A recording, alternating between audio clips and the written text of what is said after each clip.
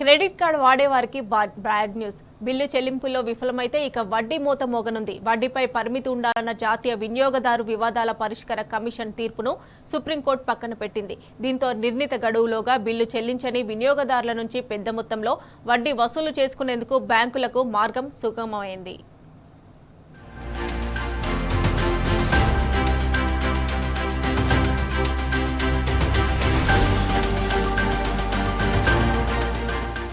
Credit కార్డుదారులకు గట్టి ఎదురుదెబ్బ తగిలింది.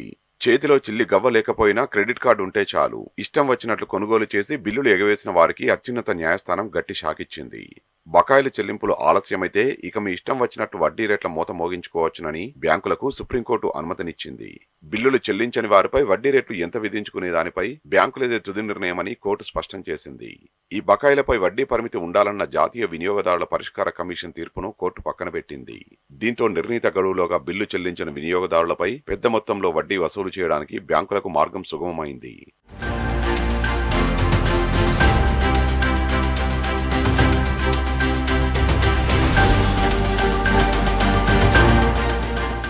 క్రెడిట్ కార్డుల బిల్లుల ఆలస్య చెల్లింపులపై వార్షికంగా 30% మించి వడ్డీ వసూలు చేయరాదని 2008లో వినియోగదారుల పరిష్కార కమిషన్ తీర్పు వెల్లడించింది.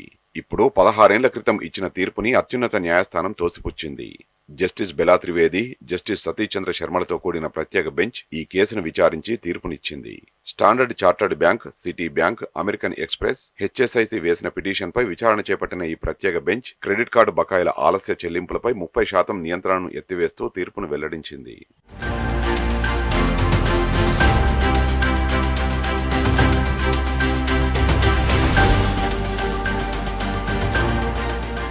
క్రెడిట్ కార్డు బకాయిలపై ప్రధాన బ్యాంకులతో పాటు చిన్న బ్యాంకులు కూడా ఇష్టం వచ్చినట్లు వడ్డీ రేట్లు వసూలు చేస్తున్నారని ఆవాజ్ ఫౌండేషన్ గతంలో ఎస్సీఈడీఆర్సీకి ఫిర్యాదు చేసింది.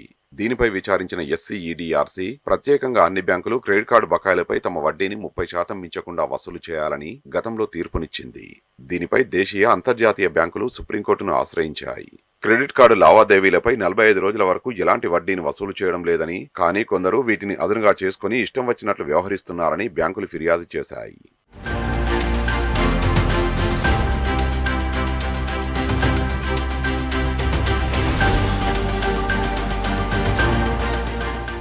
క్రెడిట్ కార్డు బకాయిలు పెరగడంపై రిజర్వ్ బ్యాంకు గతంలోనే ఆందోళన వ్యక్తం చేసింది.